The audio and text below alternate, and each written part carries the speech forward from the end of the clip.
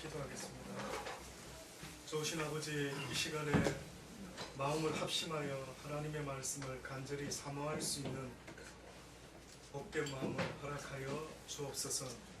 그리하여 하나님께서 사모하는 그들에게 만족해 하시겠다라고 하신 약속의 말씀이 오늘 이곳에 모인 우리들에게 이루어지기를 간절히 바라고 원합니다.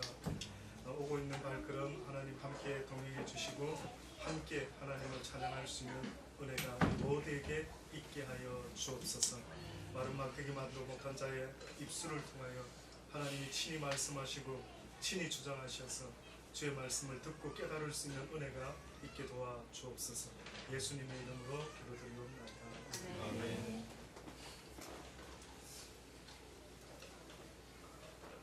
그 바이블을 읽을 때마다 저는 느끼는 게 있습니다. 그게 뭐냐면은 매뉴얼이다라는 생각이 들어요. 매뉴얼. 우리가 모든 물건이 창조되면은 그 물건에 대한 설명서가 없는 물건이 있습니까? 짝퉁 빼거나 혹시나 차이니스 죄송하지만 뭐 메이드 인 차이나 중에 혹시나 어디 뒷골목에서 만들어진 거 빼고는요 모든 물건에 대한 그 매뉴얼이 있대요. 그렇죠? 그러면 여러분 한번 생각해 보세요. 혹시 나라는 인생 존재가 스스로 시작한 존재가 아니라고 한다면은 누군가에 의해서 만들어진 존재라고 하면은 그분이 설명서를 만들어 놓으셨을까? 그렇지 않으면 그냥 툭 던져놓고 네 존재를 네 스스로 깨달을지어다 이렇게 하셨을 거예요. 저는 성경이라는 책이요 얼마나 불가사의한 책인지 하나님이 이렇게 선포를 했어요.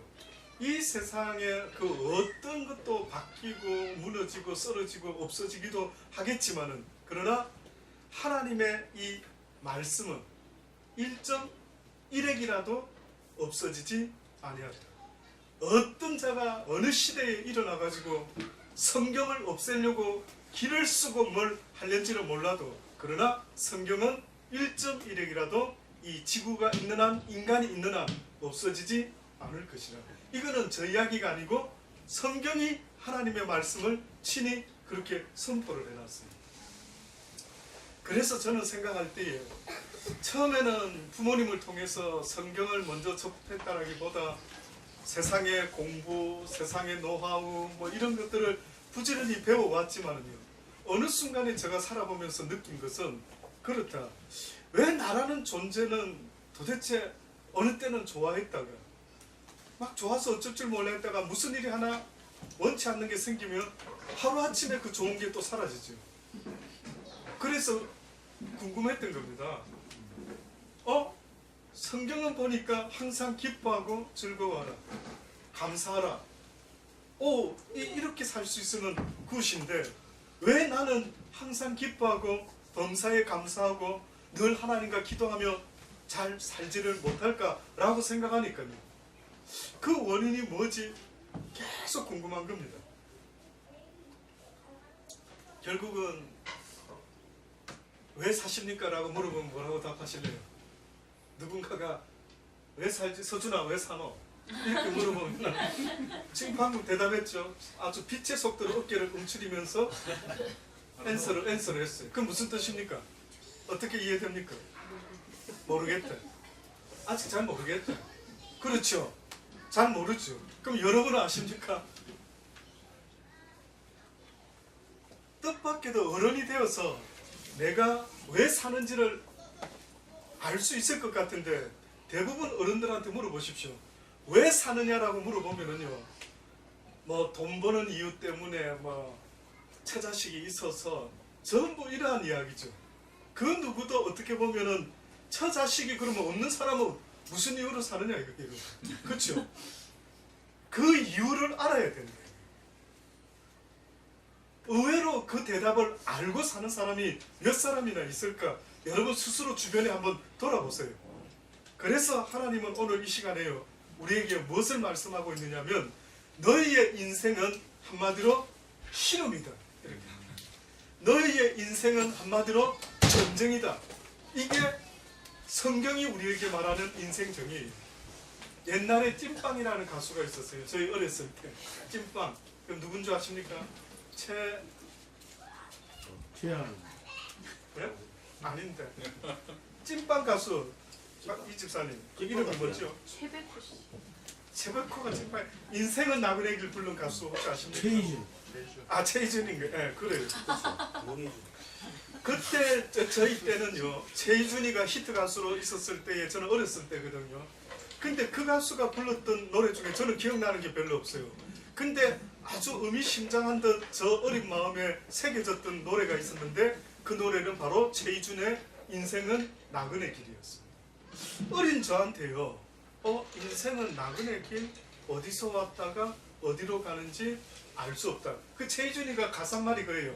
인생은 나그네 길, 어디서부터 왔느냐, 어디로 가느냐 알 수가 없다. 그러니 정처 없는 김삿갓 같은 나그네 길이 인생이다. 이렇게 그는 노래를 불렀어요. 지금 이 시대에도요, 수많은 사람이 왜 내가 호주 와서 살아야 되고, 왜 내가 오늘도 밥을 먹고 세수를 하고 또 하루를 살아야 되는지에 궁극적인 목적이 있어야 되는데 그걸 거의 다 모르고 살아가는 겁니다. 그래서 오늘 성경은 뜻밖에도 인생은 나그네라고 성경은 말했던 게 아니고 인생은 씨름이다. 또다시 말하면 인생은 전쟁이다.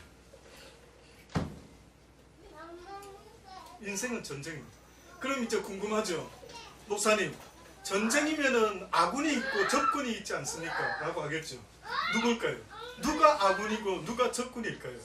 오늘 성경에 보니까 뭐라고 말합니까? 정말로 마지막으로 정말 내가 인생의 마지막이라고 생각할 때 어떻게 보면 너희들에게 주고 싶은 진리의 메시지가 있는데 정말로 너희가 주 안에서와 그 힘의 능력으로 강건하여지기를 원한다. 다시 말하면 크리스찬이라는 존재들은 예수 그리스도라는 분과 함께 연합해서 강건한 십자가의 군사들이 되는 거예요. 근데 그거를 성경에는 그러면 나는 십자가의 군사는 아닌데 그 무슨 의미지? 뭐냐면은 이 어두운 세상에 무엇이 되라고요? 빛과 소금이 되는 인생을 살아야 돼요. 이게 크리스찬의 의무입니다. 저는 방금 우리 허전도사가 우리 함께 온 같이 일하는 우리 청년을 또 이런 좋은 만남을 줘서 저도 기쁘게 교제를 잠깐 나누었지만은 교회를 오늘 이렇게 오게 된 동기 중에 하나가 용우 형님이 너무 잘해줘서 왠지 마음이 움직여서 왔다는 거예요. 크리스찬은 어디 가서 뭐 교회 다닙시다 뭐 하자라고 말하기 전에요, 누군가의 마음에 참 좋은 사람이구나, 참 따뜻한 분이구나, 이게 느껴지는 게 저는 우선순위라고. 나 교회 다니는데, 나 목사인데, 그죠? 나 장로인데, 나 집사인데, 누군가한테 이렇게 자기를 말하기 전에 누군가가 나를 보고 좀 느낌이 따뜻한데 뭐 하시는 분입니까? 좀 궁금하고. 저는 그래도 감사한 거는 한국에 가서 택시를 타든지 뭐 하면 저보고 뭐 하는 분인지를 자꾸 묻는 사람이 많아요. 무슨 의도로 물어볼까? 자기가 날 보고 무슨 생각을 했길래 만나 안 만나를 맞춰보고 싶은지, 죄송하지만 뭐 하시는 분입니까? 이렇게 물어봐요. 그거 왜 물어보는지는 몰라도. 혹시 여러분은 살면서 주변에 어떤 분들이 여러분을 궁금해하면서 물어본 적 있습니까? 따뜻해야 돼요. 그래서 저는요, 여러분, 저는 구포시장 가까운 데서 목회를 한국에서 몇 년 했는데 그 교인들에게 제가 그랬습니다. 콩나물 살 때 절대 깎지 마시라고. 그래. 콩나물 깎고 있는데 시장에서 박 집사님, 김 집사님 이러면 이 콩나물 파는 아줌마나 할머니가 저 예수쟁이들, 저 짠돌이들 뭐 이런 이야기가 된다. 그렇죠? 별거 아닌 것 같지만은요, 정말로 너희가 주 안에서 그 힘과 능력으로 강건해지라는 것은요, 악을 악으로 이기는 자가 되지 말고 이 세상에서 악을 선한 것으로 이길 수 있는, 그래서 그들 때문에 이 세상이 좀 더 살만한 세상이다라는 소리가 나올 수 있을 정도로 알고도 쏘가지고요, 모르고도 쏘가지고 사랑으로 이해해주고, 이것이 성경에서 말하는 크리스찬의 힘과 능력이라는 사실을 여러분 잊지 마세요. 이거를 지금 에베소서 바울이 말을 하면서요, 마귀의 괴계를 능히 대적해서 이길 수 있기 위해서 너희들은 하나님의 전신갑주를 입어라. 우리의 씨름은 혈과 육에 대한 것이 아니요 정사와 권세와 이 어두운 세상의 주관자들과 하늘에 있는 악의 영들에 대합니다. 우리가 싸울 대상이 누구라 이야기합니까? 누구라고요? 정사와, 잘 들어보세요. 혈과 육에 대한 것이 아니다. 이 말한 것은 무슨 뜻이냐면요, 내가 살아가면서 힘을 쓰고 막 열받고 싸워야 될 대상이 사람이 아니다라는 걸 말하는 거예요. 그래서 제가 늘 말하지만 사람 미워하면 진다. 사람을 미워하는 그 순간에 내가 아이고 졌구나, 내가 힘이 없구나. 성경은 사람 미워하지 말라고 원수까지도 사랑해라 했는데 원수를 사랑하지 못하면 내가 힘이 있는 자입니까? 힘이 없는 자입니까? 힘이 없는 자지요. 약한 자지요. 이해 안 되십니까? 내가 육신적으로 건강하고 건강하지 않는 것은 여러분 모르죠? 정성 교사님이 더 건강할지 내가 건강할지 압니까? 물론 저래 되면 저는 열받아서 이렇게 한번 맞짱 뜨자 나와라. 야 정은찬 나와. 이렇게 나와봐. 한번 맞짱 뜨자. 이래 되겠죠. 그래서 이제 떠보겠죠 맞짱을. 딱 떴는데 진짜로 이길 수 있고 아니면 내가 이길 수 있죠. 그러면 이러지요 사람들이. 목사님 더 강하시네요. 그쵸? 근데 하나님이 말씀하는 야 너 강한 용사인데 너 굉장히 스트롱한데 그게 뭐냐면요, 악한 자를 악으로 갚는 게 아니고 악한 자를 선함으로 갚을 때 하나님은 그 사람을 강하다라고 말하는 거예요.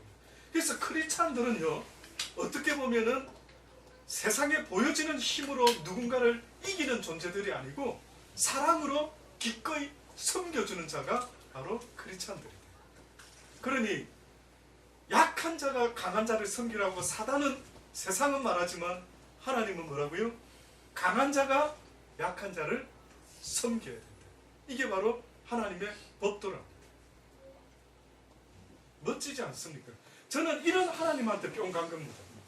저는 이런 바이블 때문에 뿅 가가지고 목사가 되고 이렇게 복음을 전하면서 비즈니스맨은 아니지만 이 진리를 알고 사는 것과 모르고 사는 것의 차이는 너무 크니 이걸 전하는 게 내 인생의 사명이 되어야 되겠다 결심하고 이 길을 가고 있는 겁니다. 근데 보세요. 첫 번째로 구체적으로 말하는데 무엇에 대한 싸움이라고 말하는데 첫째는 정사 아시겠죠? 무슨 말인지. 그 다음 권세와 뭔가 권세 있는 자리, 정사, 정치하는 자리, 쉽게 말하면 권세, 어느 위치에서든 오너가 되어서 파워가 있는 자들. 근데 그게 우리 싸움의 대상이래요. 그리고 이 어두운 세상에 누구요? 주권자들. 요거는 영적인 존재를 말합니다. 앞에 두 군데는요, 눈에 보여지는 너의 주인에게 죽게 하듯 하라. 그의 권세에 순복하라. 이것은 지금 눈에 보이는 회사 오너들한테 대한 이야기라고 하면은요, 지금 이 세 번째부터 이 세상의 어두운 세상 주권자들, 이거는 영물을 말합니다. 보디가 없는 악한 영을 말합니다. 그리고 하늘에 있는 악의 영들에게 대함이라. 이게 우리 싸움의, 영적 싸움의, 크리스찬의 싸움의 전쟁의 적이다라고 지금 알려주고 있어요. 그러니까 결국은 눈에 보이는 사람이 우리의 적이 아니다. 사람 미워하지 마세요. 내 스타일에 맞는 사람을 좋아할 수는 있겠지만은요, 그러나 내 스타일에 맞는 사람을 좋아하다가 피박 쓸 수가 있다는 사실도 잊지 마셔야 돼요. 정말 그거는 하나님이 그걸 가만히 두지 않아요. 하나님이 네가 지금 네 좋아하는 사람만 좋아해? 보자. 어떤 일이 벌어지는지 뒤집어 엎어버리세요. 그거는 그 사람의 문제가 아니라 내 문제 때문에 그래요. 왜? 하나님은 원수까지도 하도록 사랑해라는 거예요.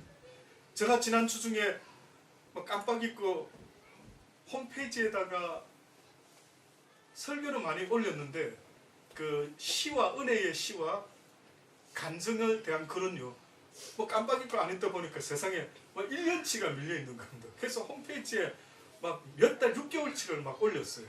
근데 올릴 때 제가 그냥 안 올리고 그동안 쭉 썼던 것들을요 올리면서 시를 은혜의 시를 칸 나누기를 제가 하면서 읽으면서 올렸어요. 읽으면서 올리는데 엄청 올렸죠. 한 6개월 분을 올렸으니까. 근데 그 중에요 뜻밖에도 여기에 뭐 하나 탁 한 글이 꽂혀가지고 다른 거는 기억이 안 나는데 그게 자꾸 떠오르는 거예요. 그게 뭔가 봤더니만 무슨 글이 저한테 그 6개월치를 올리면서 떠나지 않느냐면 뜻밖에도 그 시 가운데 이런 표현이 있었습니다.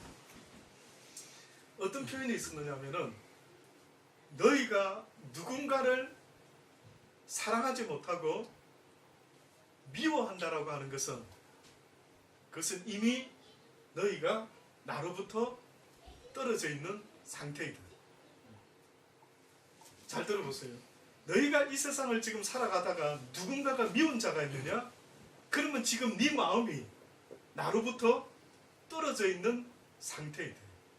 그러면 나와 하나 되어서 능력으로 살아가고 있는 증거는 너의 인생에 있어서 미운 자가 없어야 된다. 명심하라. 저는 늘 듣는 이야기이면서도 한쪽 마음이에요. 또 돌아봅니다. 누가 또 미워지려고 하는 게 누굴까? 근데 여러분 보세요. 의외로 미워지는 인간이 나한테 막 엄청난 해코지를 하는 게 아니고요. 섭섭한 사람 중에 막 미워지려고 하는 경우가 기대치가 너무 되어서 그런지는 몰라도 이것이 바로 계속해서 하나님은 능력이다. 그러니 권세 있는 자들에게 순복하라. 기꺼이 복종하라. 그리고 이 세상의 어두운 주관자들과 하늘의 악의 영들에 대해서 너희가 싸워야 될 대상들이다 라고 말씀을 하고 있습니다. 그러면서 13절에 보세요. 하나님의 전신갑주를 취하라. 전신갑주가 도대체 뭐길래 크리스찬들은 이것을 꼭 취해야 된다라고 말합니다. 이유는 이는 악한 날에 너희가 능히 대적하고 모든 일을 행한 후에 어때요? 서기 위함이다. 다시 말해서 크리스찬으로의 삶을 살다가 마지막 저지먼트 데이 때에 너희가 하나님의 나라에 가기 위해서는 이런 전신갑주가 꼭 있어야 된다. 잘 기억하십시오. 여러분과 저는 이 세상 살다가 끝나는 인생으로 하나님이 지금 말씀하고 있는 게 아니고 영원한 세상으로 옮겨져야 된다라고 말하고 있습니다.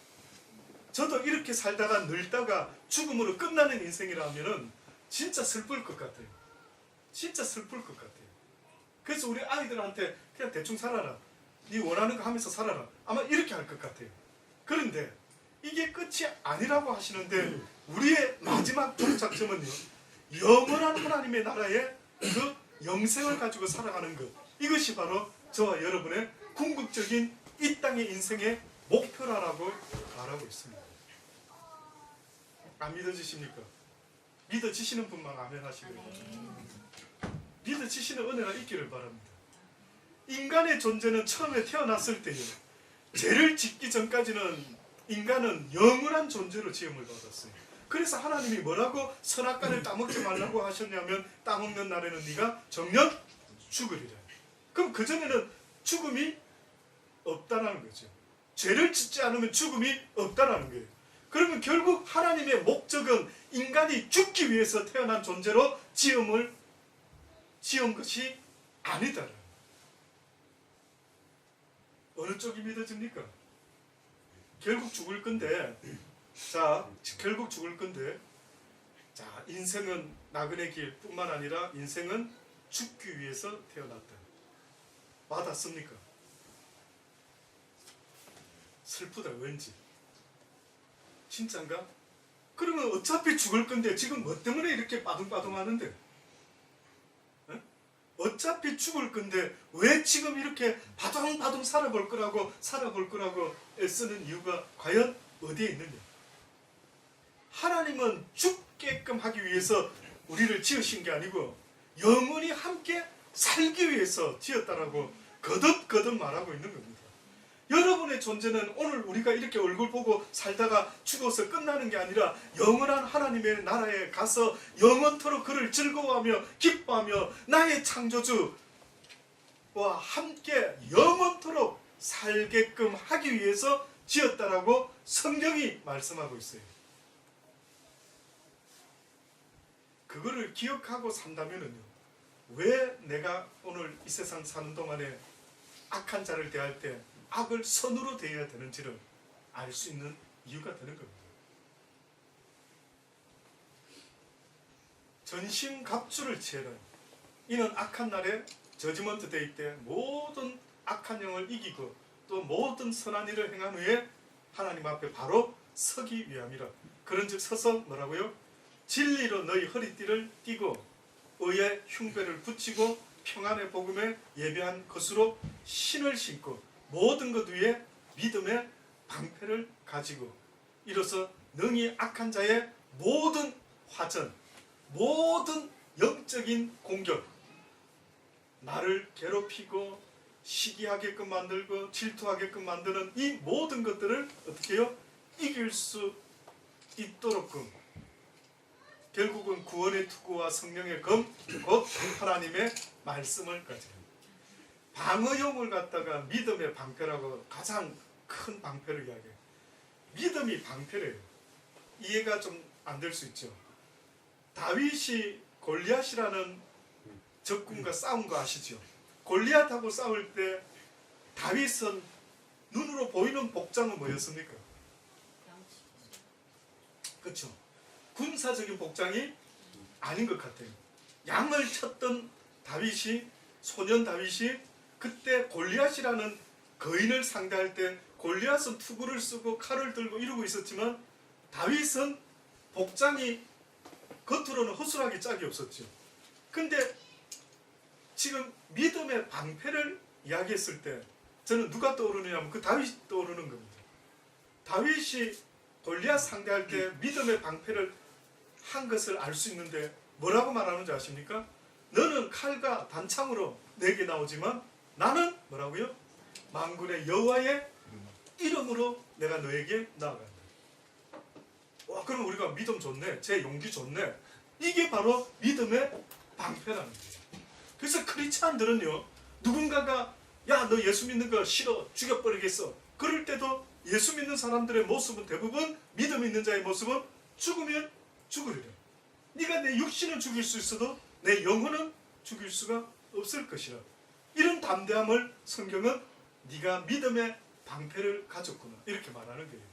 그러니 여러분이 살면서요, 최소한 내가 믿음의 방패가 있는 사람인지 아닌지를 어떻게 알 수 있느냐 하면 아무리 어렵고 힘든 일이 나한테 닥칠지라도 기죽지 말고, 어려운 일이 있어도 기죽지 말고, 죽으면 죽지.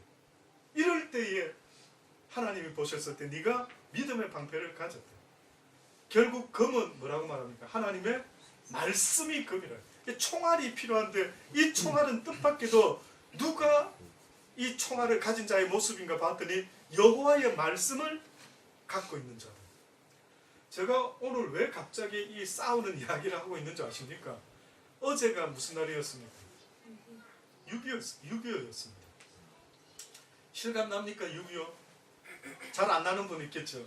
저는 조금 실감이 납니다. 왜냐하면 바로 그 6.25 현장에 계셨던 분들이 저의 어머니, 아버지였기 때문에 저는 그분들이 살아남은 이야기를 어렸을 때 자라면서 들었어요. 와, 저렇게 살았어요. 특히 저희 우리 어머님이요, 그 인민군들이 내려와가지고 막 그 마을을 점령하고 있었을 때에 저희 어머니 간증이 있었어요. 저희 집에 세파트 같은 큰 개가 있었답니다. 그런데 이 인민군들이 내려와가지고요, 그 양식이 없으니까 막 곡물을 막 강제로 소출하고 막 여러 가지 하여튼 주민들한테 독려해가지고 먹을 거 다 챙기고 막 이랬답니다. 근데 그때 가장 각출 목록 1순위가 강아지. 강아지라니까 좀 너무 작았었는데 지금 키우고 있는 그런 정도의 강아지가 아니라 큰 강아지들은 서준아 우선순위로 그 당시 때 잡혀갔어. 서준이 강아지 정도는 아직 너프라 그러는지. 그러니까 큰 강아지가 그 당시 때 막 와가지고 잡아가는데 저희 어머님이요, 외가에서 큰 세파트를 키우셨다더라고요. 잡아간다라는 저쪽 마을에 누구 집에 잡혀갔대, 누구 집 잡혀갔대. 이러니까 저희 할어머님이요, 아이고 이거 있잖아, 얘 평생 같이 키웠는데 해가지고 어머님이 직접 그 세파트한테 주의를 줬답니다. 얘야, 앞으로 낮에는 이 아궁이 속에 꼭 숨어 있어야 된다. 그리고 너 멍 소리 내면은 큰일 난다. 알겠지?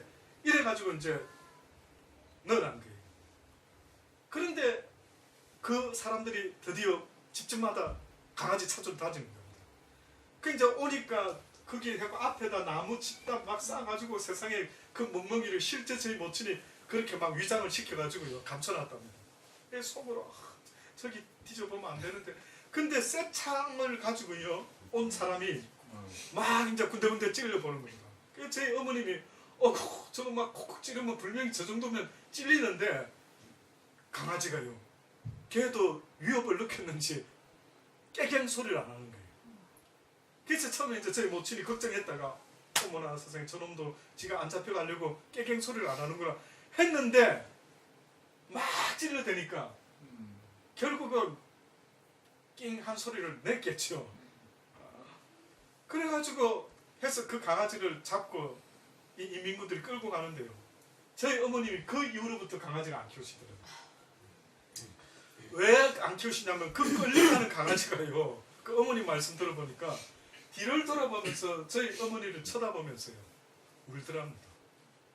그 말 못하는 짐승인데 그 애잔한 눈빛으로 끌려가는데 어머님이 막 그 마음이요 막 찢어질 것 같아요.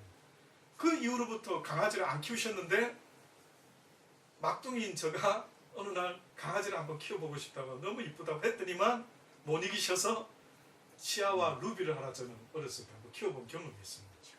그 전까지는 그런 사연이 있는 줄 몰랐어요. 이처럼 전쟁 때에 우리 부모님들이 겪었던 이 끔찍한 일들은요, 이건 아직 끔찍이라고 말할 수도 없는 이야기죠. 별 일들이 다 있은 것을 알지 않습니까? 그래서 저는 우리 민족의 이 6.25 전쟁을요 그냥 넘어갈 수는 없지 않을까. 왜? 그 이후로부터 우리 대한민국이 어떻게 됐습니까? 남과 북이 나눠졌어요. 지금 이 지구촌에 남과 북이 나눠진 민족이 있습니까? 없어요. 참 아이러니하죠. 북쪽은 굶어 죽어가고 앉아있고 남쪽은 차고 넘치고 있죠. 그런데 뜻밖에도 이 조그마한 남쪽에요, 언제부터 이런 역사가 시작됐는가 보니까 복음이 전파되기 시작하면서 하나님의 말씀이 남한에 전파되기 시작하면서 남한이 달라지는 역사가 일어나요. 많은 사회학자들이 이럽니다. 아시아의 코리아를, 사우스 코리아를 쳐다봐라. 얼마 전에 폐허가 된 6.25 전쟁으로 폐허가 된 그 민족이 지금 한 세기가 지나기도 전에 저렇게 서는 저 민족을 봐라. 그러면서 한다라는 말이 근면, 성실, 어쩌고 저쩌고 뭐 이러는데 저는 I don't think so. 여러분은 우리가 근면, 성실, 정직, 훌륭, 똑똑 이래서 지금 반세기가, 한 세기가 끝나기도 전에 반세기 만에 어떻게 보면 이러한 경제 부흥을 이루었다는데 정말 그렇습니까? 오히려 대만의 뭐 총통은 진짜 검소하다 그러죠. 우리는 국회의원들 보십시오. 혜택이, 권한이 얼마나 많은지 혹시 아십니까? 국회의원 한번 되면요 뭐 엄청난 부와 명예를 지는 나라가 우리나라입니다. 그래서 금백지를 아주 영광스럽게 달고 출세했다라고 우리는 말하죠. 그러나 다른 나라는 전부 다 서민의 눈높이에 맞는 그러한 국민을 섬기는 자리죠. 근데 우리 보고 근면, 검소, 성실, 정직, 웃기는 소리 하지 마라. 나도 한국 사람이지만 좋은 사람 좋은 거고 나쁜 사람 나쁘죠. 그러나 대한민국에 그나마 이런 일이 벌어진 이유가 있다면 저는 어떤 분이 그러더라고요. 그 저 이야기가 아닙니다. 사우스 코리아가 저렇게 된 것은 바로 예수 그리스도 때문입니다. 다른 모든 아시아 민족들 다 비슷한데 이상하게 코리아만 저렇게 경제적인 축복의 역사가 일어나는 이유가 뭐냐? 아무리 뒤져봐도 다른 특징은 없는데 한국에는 다방수보다 교회 수가 많대요. 신기하지 않습니까? 중국 사람들은 여기 나와서 살면은 무엇부터 짓는다고요? 무엇부터 비즈니스 차린다고요? 식당부터 차려. 한국 사람은 몇 사람만 모이면 뭐부터 차린다고요? 교회부터 차린다고요. 너무 신기하대요. 그래서 여기 여러분 아시죠? 아시는 것처럼 신학교마다 한국어 신학교는 몇 군데나 어느 나라나 몇 나라나 있을 것 같아요. 아무 때도 안 됩니다, 장사가. 그런데 한국어 신학과는 비즈니스가 차고 넘치는 거예요. 신기하답니다, 호주 사람들이. 와, 신기하다. 중국 사람들은 저렇게 안 되는데, 일본 사람들도 저렇게 안 되는데, 한국 사람들은 우리 한국과로 오픈해서 할 테니까 좀 허락해달라고 이래가지고 한국어과 한국어 계속해서 생기는 거예요. 결국 대한민국에 이러한 놀라운 역사가 일어난 것은 저는 전적으로 하나님의 은혜다. 그래서 어떤 분이 또 이렇게 미리 예언하신 분이 있었어요. 옛날에 분명히 하나님은 한국을 통하여 땅끝까지 복음을 전파하실 의도가 있으신 모양입니다. 왜냐? 예수님 시대 때에 복음을 전파하기 위해서 로마를 사용하신 것처럼, 그래서 로마가 온 세상을 정복할 때마다 모든 길은 로마로부터 라는 이런 슬로건이 걸릴 정도로 모든 길을 닦기 시작했어요. 로마인들이 어떤 나라를 침략해서 이기면요, 곧바로 시작했던 사역이 뭐였냐면, 역사가 뭐였냐면 도로를 설치하는 거였어요. 이해됩니까? 도로. 왜 그랬냐면은 그 나라를 손쉽게 통치하기 위해서 도로를 깔기 시작했던 거예요. 근데 저도 요즘 어떤 생각이 확실히 드냐면, 옛날부터 그걸 들을 때 기다만 들었어요. 한국을 쓰시겠다는 거예요. 우리는 조그만한데, 우리는 로마도 아닌데 한국을 하나님이 어떤 식으로 쓰시는 거지? 교회는 한국에 엄청나게 서고요, 수많은 사람들이 모이면 교회를 세우고요, 싸우고 지지고 볶더라도 교회를 세우는 거예요. 하나님의 뜻이 있다라는 거예요. 그 어떻게 그러면 우리를 통해서 복음이 땅끝까지 전파될 수 있을까 생각했더니만, 이제야 점점점 확연히 깨닫는 것은 뭘까요? 무슨 길을 닦고 있는 걸까요?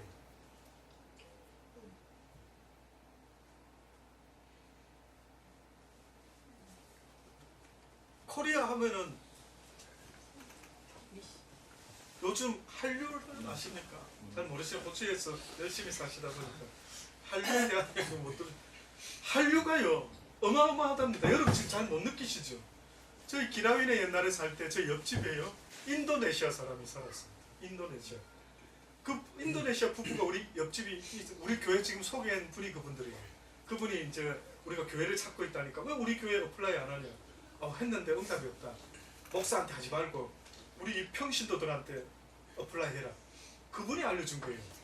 그래가지고 지금 그 교회에 어플라이를 했더니만 평신도에서 야, 코리안 커뮤니티 들어와도 안 되겠냐? 이렇게 해가지고 목사가 인터뷰를 해주고 해서 오케이 된 거예요.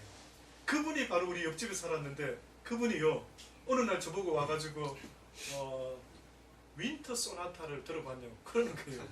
그래서 윈터 소나타 바이엘 다음에 치는 건가 뭐 이런 생각도 들면서요, 뭐지 이 사람이 밑도 끝도 없이 영어로 윈터 소나타.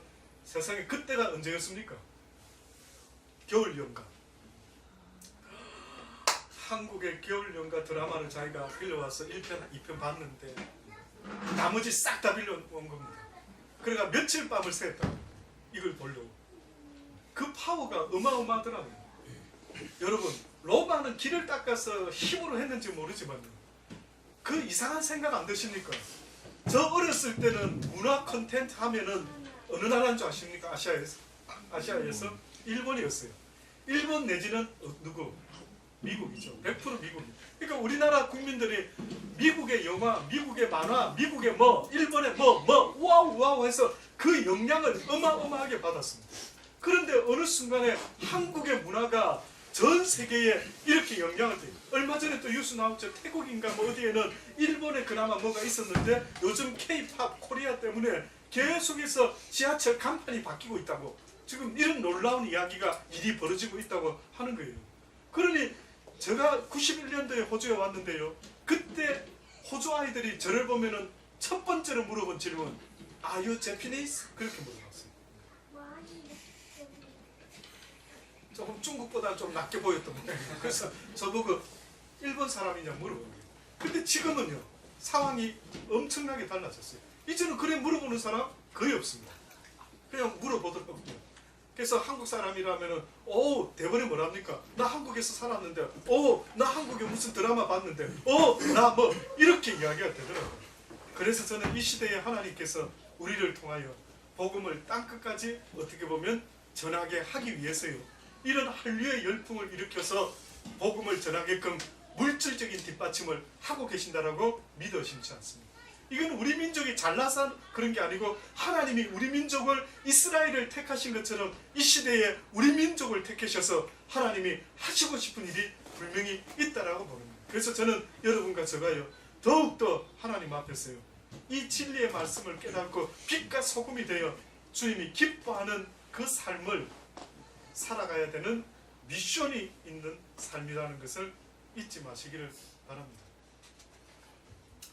전쟁을 생각할 때 이 6.25를 생각하면서요, 한번 곰곰이 생각을 해봤죠. 왜 이런 역사가 시작되었을까? 그 타임즈의 잡지에 보니까요, 기록된 인류의 역사라는 타이틀로 인류의 그 나이를 5,561년 정도로 이야기를 하더라고요. 저는 이게 맞는 것 같아요. 저는 뭐 몇만 년 전, 몇억 년 전, 이거 저는 정말 뻥치는 것 같아서 와닿지가 않습니다. 왜 뻥치는 느낌이 드느냐면은 사실 몇만 년인지 몇천 년인지 알 수 있는 뭘로 아는데 도대체 뭘로 가늠할 수 있을까? 그런데 성경의 역사를 가지고 기준으로 보면 하나님 말씀이 더 맞는 것 같아요. 6일을 창조하시고 7일째 쉬었다 하셨지 않습니까? 인류의 총 나이를 하나님의 계산법으로는 하루를 천년같이, 천년이 하루 같다라는 하는 개념 속에서는요, 인류의 나이가 7,000년으로 이 세상은 끝이 날 것 같아요. 그래서 천년은 성경에서 말하는 쉬는 날, 함께 통치하는 날, 천년 왕국. 이것은 어떻게 보면은 이 세상에 아직 존재하고 있는 전제로 봤을 때 하나님과 함께 1000년 동안 왕노릇하리라 하는 이 말씀의 의미가 아마 마지막 때에는 그런 일이 있을 것 같고, 이 인류의 마지막 나이는 6,000년으로 끝나지 않을까라는 생각도 듭니다. 그런 면에서 저는 이 타임즈 잡지에 실려있는 이 글이요, 이해가 오히려 더 와닿더라고요. 5,561년인데 그동안에 전쟁이 14,531번이 있었다고, 정확한지 모르지만 그 기사가 그게 타임즈에 실렸더라고요. 그러면은 5,000년 동안을 예를 들어 지금 지났다라고 볼 때 5,000년 동안에 해마다 세상의 한 귀퉁이에서 전쟁이 2번 정도는 일어나고 있었다라는 그런 이야기가 됩니다. 근데 그 재미난 그 조사가 있었더라고요. 그 전쟁 비용이 얼마나 들었는가라고 하는 것에 대해서 누군가가 궁금해가지고요, 노르웨이에 노르웨이에 있는 컴퓨터 때문인지는 모르겠지만 그 기사에 보니까 노르웨이 컴퓨터가 다음과 같은 답을 내렸다라고 하면서요, 한 사람의 적군을 죽이기 위해서 주전 54년에는 얼마의 비용이 들어갔는가 보니까 미국 돈 75전이 들어갔다. 전쟁에 사용된 비용 중에 적군 하나를 죽이는데 사용되는 주전 75년도에는 54년 주전 54년에는 75전이 들었답니다. 나폴레옹 당시 때는 한 사람을 죽이기 위해서 꼭 한 사람을 겨냥한 게 아니겠죠. 전쟁을 위해서 준비했다가 그 비용과 죽은 전사자 적군들의 통계를 낸 거겠죠. 나누기 해보니까 한 사람당 3,000불이 맥혔답니다. 꽤 많이 들었죠. 세계 1차 대전 때에 한 사람을 적군을 죽이는데 2만 불이 들어갔다. 2만 1천 불이 들어갔다. 2차 대전 때 보니까요, 막 10배가 넘는 것 같습니다. 20만 불이 들었다. 그러면 지금 여러분이 머릿속에 전쟁 비용이 도대체 얼마나 들어가고 있는 거지 지금? 이런 계산이 막 되지 않습니까? 만약에 앞으로 3차 대전이 일어난다라고 하면은 비용이 얼마나 들까라고 예상했을 때 경제적인 이 계산을 뽑아보니까요, 한 사람의 적군을 죽이는데 한 100만 불의 돈이 들어갑니다. 우리나라 돈 한 10억 정도. 안 믿기시죠? 그래서 하나님의 그 말씀에 나중에 하나님의 나라의 저지먼트 데이가 오면 모든 전쟁 무기가 다 무엇으로 바꾼다고요? 갱이와 삽으로 바뀌겠다. 다시 말하면 어리석은 인간들아, 너희가 전쟁을 준비하지 않는 평화와 사랑에 대한 이 소식을 듣고 이제는 이 평화와 사랑을 위해서 헌신하는 삶을 살았단다면 너희 세상은 일찌감치 천국으로 바뀌었을 거예요. 굶어 죽는 사람이 있을 수가 없는 거예요. 근데 지금 주변에 수많은 사람들이 굶어 죽는데도 내버려 두는 일이 있다면 각 나라마다 무엇에 힘을 쓰고 있기 때문에 그럽니까? 전쟁에 힘을 쓰고 있기 때문에. 지금도 우리나라도 아시죠? 전쟁 무기를 신형으로 바꿔야 된다, 우리도 원자탄을 준비해야 된다, 어쩐다 이럴 때 여러분의 세금이, 우리의 세금이, 한국 사람의 세금이, 어마어마한 세금이 그게 쏟아 부어지는 거예요. 근데 그걸로 복지를 했다라면 어떻게 된다고요? 정말로 배고픈 사람, 굶어 죽는 사람이 이 땅에 없게끔 될 수도 있다라는 이야기입니다. 사랑하는 여러분, 6.25 전쟁을 단지 끝난 전쟁으로만 생각하지 마시고요, 우리에게도 아직 남은 영적 전쟁이 있다라는 사실을 잊지 마시고 사는 날 동안에 하나님은 우리에게 말씀하십니다. 너희가 지금 전쟁을 일으키는 것은 두려움 때문이다. 저 힘센 놈이, 저 강한 놈이, 저 멋진 놈이 나를 치면은 어떻게 될까? 이것 때문에 전쟁이 세 가지 정도의 이유가 있는데 첫 번째가 인간의 두려움이 곧 전쟁의 시작이다. 이렇게 말합니다. 가인이 무엇 때문에 동생 아벨을 죽였습니까? 전쟁이죠. 하나님이 가인의 삶은 인정하지 아니하고 아벨의 삶을 인정했던 거예요. 하나님이 보시기에 기쁜 삶을 아벨은 살았는데, 그래서 그걸로 제물을 드렸는데 가인은 그렇지 못했던 거예요. 그렇지 못한 그의 삶 가운데 하나님의 인정을 받지 못하는 그 두려움 가운데요, 그는 뜻밖의 동생을 시기함으로 죽였다는 거예요.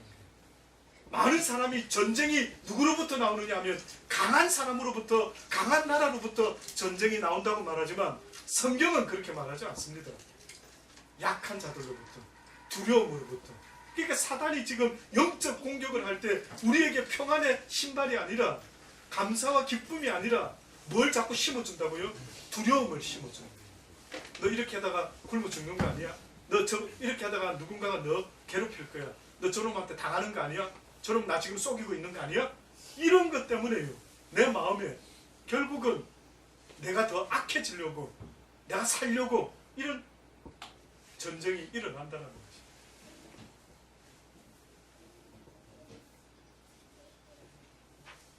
지금도 이 시대의 제3세계국들 대부분의 사람들은요, 지금도 3분의 2 정도랍니다. 이 지구촌의 3분의 2 정도 되는 인간들이요, 지금도 병이 들면은 무당을 찾아요. 특히 아프리카나 원주민들은요, 모든 병의 근원은 바로 귀신이, 악령이 역사한다 이렇게 생각했어요. 그들은 동네 무당을 찾아가서 구슬한다라고 그렇게. 우리는 아프면 어떻게 합니까? 예. 우리 사는 날 동안 우리 집사님과 함께 달란트 교회를 세워나갈 수 있는 은혜가 있기를 바랍니다. 예. 아플 때 먼저 기도합니다. 정말 이게 상식적으로 툭 나와야 되죠. 근데 우리는 어느 순간에 아플 때 먼저 기도가 안 되고 누구부터 찾습니까? 의사, 병원을 찾는 거죠. 그러니까 어떤 사회학자가 지금 걱정하는 겁니다. 오히려 지금 영적인 적을 너무 모르는 게 이 시대의 우리 아닌가. 오히려 원주민들은, 원시인들은, 미개한 사람이라 하는 그들은 오히려 병들면은 뭔가 신과 가까운 사람을 찾아가지고 부탁을 하는데 우리는 의사부터 찾고 있는 거예요. 때로는 믿음 있는 분들은 저를 찾습니다. 목사님, 이런 일이 생겼는데 기도 부탁합니다. 저는 그때마다 하는 기도가 있어요. 하나님, 이 아들의 기도를 간구함을 들으셨죠. 하나님, 이 딸의 간구함을 들으셨죠. 저는 능력이 없지만 주님은 능력이 있으십니다. 이의 간절함을 주여 응답하여 주옵소서. 저는 딱 그것만 알고는 내가 기도해 드릴게요. 사실은 알겠습니다. 그 뜻은 제가 하나님께 여쭤드릴게요. 이 정도밖에 안 되는 것입니다. 사랑하는 여러분, 모든 일은 영적인 것에서부터 문제가 시작된답니다. 영적인 일에 문제가 생길 때 내 삶에 실질적인 문제가 벌어지는 거예요. 지금 영적으로 내가 문제가 있기 때문에 내 삶에 실질적인 문제가 있다라고 하나님은 자꾸 말씀합니다. 네가 불안하냐, 걱정되냐, 영적으로 네가 하지 않는 일이 있기 때문에, 영적으로 네가 말씀을 읽지 않기 때문에, 말씀을 듣지 않기 때문에, 예배드리지 않기 때문에 너의 실질적인 두려움과 떨림이 거기서 온다라고 자꾸만 말씀하는 거예요. 그래서 영적으로 강한 용사가 되기 위해 전신갑주를 입기 위해서요, 하나님이 뭐라고 말합니까? 다윗이 말하는 것처럼, 그 시편의 기자가 말하는 것처럼 날마다 주의 말씀을 사모하고 날마다 주의 말씀을 주야로 묵상하는 삶을 아버지여 살아가겠나이다. 이것이 기본기, 전 군인의 기본기처럼 크리스찬의 삶의 기본기는 하나님의 말씀을 사모하고, 목사님 이거 좀 가르쳐 주셔요. 우리 앞으로는 나는 그렇게 되기 바랍니다. 나는 다른 거는 가르쳐 줄 노하우가 없지만은, 목사님 요즘 성경 좀 읽고 있는데 보니까 이런 말씀이 있더라고요. 이게 무슨 뜻입니까? 정말 그렇게 해서 진리를 깨닫고요, 내가 하루를 살다가 죽을지라도 왜 죽는지를 알고나 살 수 있다면 나는 그 사람의 인생을 성공했다고 봅니다. 뭐하러 그렇게 길게 살려고 합니까?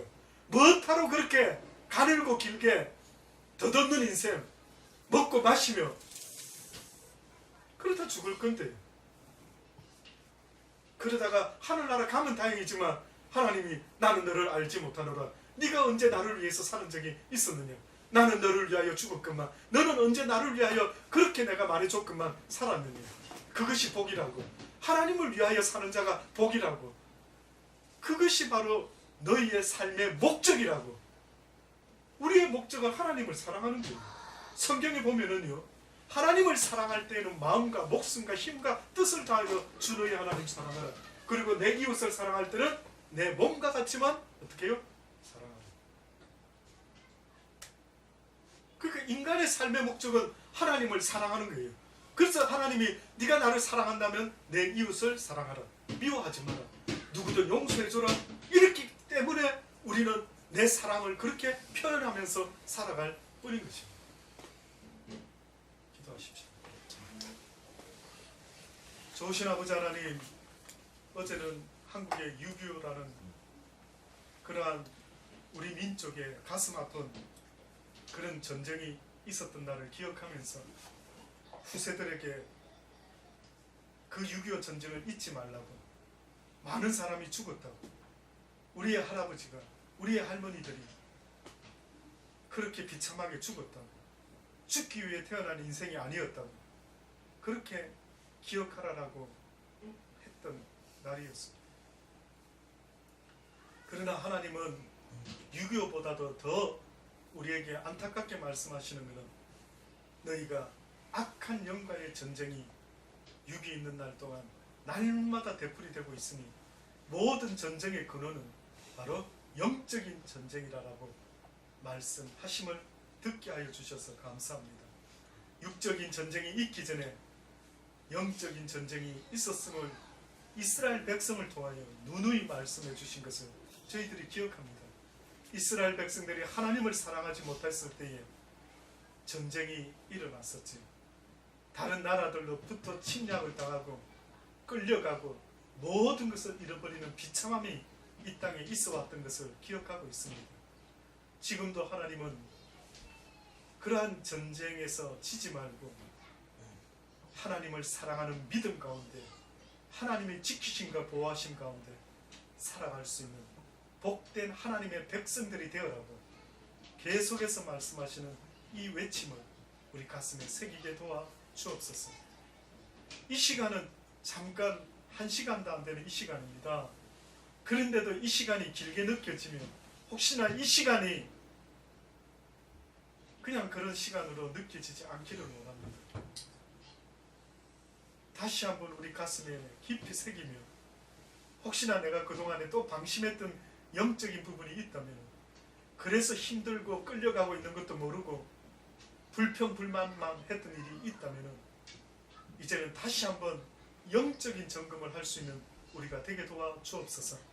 주님의 전신 갑주를 입고 있는지 돌아보게 하셔서 아버지 사는 날 동안에 믿음으로 모든 것을 승리하며 이기며 날마다 승리의 연속의 삶을 살아가는 우리의 삶이 되게 도와주옵소서.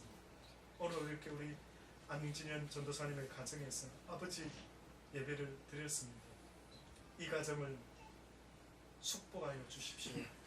이 가정이 십자가의 용사의 가정이 될 수 있도록 이 가족을 통하여 주변에 많은 이들에게 하나님이 살아계십니다.